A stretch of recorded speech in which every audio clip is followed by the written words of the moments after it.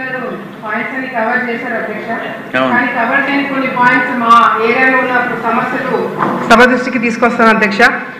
అధ్యక్ష, ఈరోజు మరి ఎన్డీఏ ప్రభుత్వము చంద్రబాబు నాయుడు గారి నాయకత్వం కింద మరి రైతులకి ఇవ్వాల్సిన ఉచిత కరెంటు కావచ్చు, ఇరిగేషన్ ప్రాజెక్టులు పూర్తి చేసే విషయంలో ప్రభుత్వము ముందుకెళ్తున్న అధ్యక్ష, చర్యలు తీసుకుంటున్న అధ్యక్ష.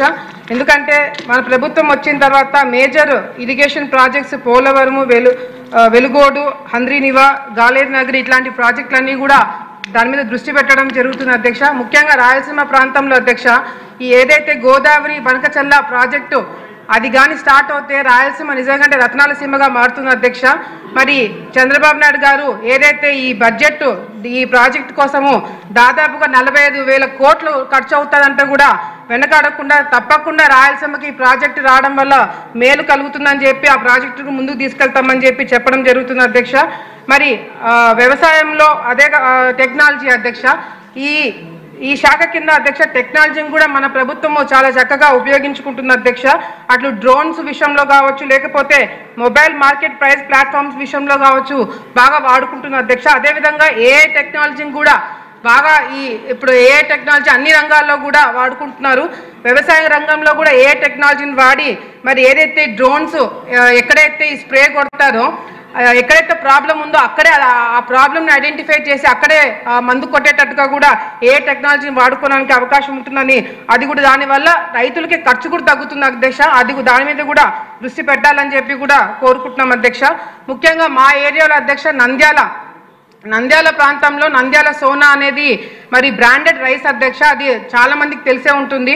మరి ఈ బ్రాండెడ్ రైస్ని డెవలప్ చేసింది కూడా అధ్యక్ష regional agriculture research station Nandyal అధ్యక్ష, RARS. మన దేశంలోనే వెస్ట్ బెంగాల్, ఉత్తరప్రదేశ్, పంజాబ్, తమిళనాడు తర్వాత ఆంధ్రప్రదేశ్ మరి రైస్ ప్రొడక్షన్లో మనమే ఉన్నాం అధ్యక్ష. కానీ క్వాలిటీ విషయంలో మాత్రము నంద్యాల సోనా నంబర్ 1 ఉందని చెప్పి గర్వంగా చెప్పుకోవడానికి ఉంది అధ్యక్ష. మరి అదేవిధంగా ఈ నంద్యాల సోనా అనేది ప్రభుత్వమే ప్రమోట్ చేసి ఈ బ్రాండ్ని ముందుకు తీసుకెళ్ళి అవసరమైతే GI ట్యాగ్ కూడా ఇప్పించాలని చెప్పి కూడా మా తరపు నుంచి మేము కోరుకుంటున్నాం అధ్యక్ష. దీనివల్ల మనకి రీసెర్చ్ సెంటర్కి మంచి పేరు వస్తుంది, మన రాష్ట్రంకి మంచి పేరు వస్తుంది. అదేవిధంగా అధ్యక్ష ఈ ఎక్స్పోర్ట్ పర్మిషన్ తీసుకొని రైతులు గవర్నమెంట్ ఏజెన్సీ ద్వారా మరి ఎక్స్పోర్ట్ చేయడానికి అవకాశం ఉంటే కూడా రైతులకు మేలు జరుగుతుందని చెప్పి మా తరపు నుంచి ఒక చిన్న సజెషన్ అధ్యక్ష. మరి ఇందాక టొబాకోకి సంబంధించిన టొబాకో రైతులకు సంబంధించిన దాని గురించి కూడా మంత్రి గారు అన్ని విధాలుగా అన్ని ఎక్స్ప్లెయిన్ చేశారు అధ్యక్ష. నేను జస్ట్ 2 పాయింట్స్లో కంప్లీట్ చేస్తాను. మా ప్రాంతంలో టొబాకో అవసరమైన దానికన్నా ఎక్కువ వేయడం వల్ల చాలా మంది రైతులు ఇబ్బందులు పడినారు అధ్యక్ష. ప్రాపర్ ప్రొక్యూర్మెంట్ సెంటర్లు లేవు, క్వాలిటీ బాగాలేవని చెప్పి చాలా వరకు స్టాక్ వెనక్కి పంపించేశారు అధ్యక్ష. ఆత్మకూరు, నందికోట్కూరు, ఆలగడ్డ, బనగానపల్లె, పాణ్యము, ఓరవకాలు ఇటువంటి ప్లేసెస్లో సరైన ప్రొక్యూర్మెంట్ సెంటర్స్ లేకపోవడం వల్ల కూడా రైతులు చాలా ఇబ్బంది పడినారు. తప్పకుండా వచ్చే రోజులు అట్లీస్ట్ ప్రభుత్వం తరపు నుంచి అధికారుల తరపు నుంచి రైతులకి ఒక కోఆర్డినేషన్ పెట్టుకొని ఏ ప్రాంతంలో ఎంత వేయాలి, ఎంతవరకు అనేది వాళ్ళు చూసుకుంటే బాగుంటుందని చెప్పి వచ్చిన సజెషన్ అధ్యక్ష. అదేవిధంగా ఇందాక మంత్రి గారు చెప్పినట్టు అధ్యక్ష వైఎస్ఆర్సీపీ పార్టీ నెగిటివ్ ప్రచారం ఎక్కువ చేయడం వల్ల యూరియా దొరకదు అని చెప్పి 2వ పంట 3వ పంటకు కావాల్సినవి కూడా ఇప్పుడే రైతులు కావాలని చెప్పి తీసి పక్కన పెట్టుకోవడం వల్ల కూడా ఈ యూరియా షార్టేజ్ రావడం జరిగింది అధ్యక్ష. చాలా వరకు ఫస్ట్ ప్రయారిటీ ఆర్బీకేలకు ఇచ్చినారు అధ్యక్ష. తర్వాత సొసైటీలకు మెల్లిమెల్లిగా కొద్ది వరకు స్టాక్ పంపించినారు. సొసైటీలకు కూడా ఎక్కువ ప్రాధాన్యత ఇచ్చి ఎక్కువ సొసైటీలకు కూడా ఈ యూరియా స్టాక్ పంపించాలని చెప్పి కూడా మేము కోరుకుంటున్నాం అధ్యక్ష. ఎందుకంటే ఖరీఫ్ సీజన్లో ఇప్పుడు ఇచ్చిన యూరియా ఓన్లీ ఖరీఫ్ సీజన్కి మాత్రమే, రబీకి రావాల్సింది ఇంకా ఇస్తామని చెప్పి ప్రభుత్వం చెప్తున్నా కూడా వైసీపీ నాయకులు తప్పుడు ప్రచారం చేయడం వల్ల రైతులు కూడా ఇబ్బందులు పడుతున్నారు అధ్యక్ష. మా ఆలగడ్డ ఉదాహరణ చూసుకుంటే ఖరీఫ్ సీజన్లో 2024-25 ప్రాంతంలో 6,465 మెట్రిక్ టన్నులు రావడం జరిగింది అధ్యక్ష. ఈ సంవత్సరం మాకు 9,645 మెట్రిక్ టన్నులు ఇవ్వడం జరిగింది అధ్యక్ష. ఇందాక మంత్రి గారు చెప్పినట్టుగా కూడా ఉల్లి రైతులు చాలా ఇబ్బందులు పడుతున్నారు. దాని దగ్గర నేను కూడా ఒకటి ఆలోచన చేయడం జరిగింది అధ్యక్ష. మొత్తము రాయలసీమలో చూసుకుంటే 3,90,000 వేల ఎకరాలు ఉల్లి వేసుకున్నారు అధ్యక్ష. దీనివల్ల ప్రభుత్వం కూడా ఎన్ని ఇబ్బందులు పడుతుందో ఇందాక మంత్రి గారు చెప్పడం జరిగింది. మా తరపు నుంచి ఒక చిన్న సజెషన్ అధ్యక్ష, పత్తికొండలో జస్ట్ రీసెంట్గా పత్తికొండలో టొమాటో సాస్, టొమాటో కెచప్ పెట్టడానికి ఒక పరిశ్రమ ఏర్పాటు చేయడం జరిగింది అధ్యక్ష. అట్లాగే ఉల్లి పేస్ట్ అంటే ఆనియన్ పేస్ట్ ఇప్పుడు చాలా వరకు సిటీలలో వాడుతున్నారు అధ్యక్ష.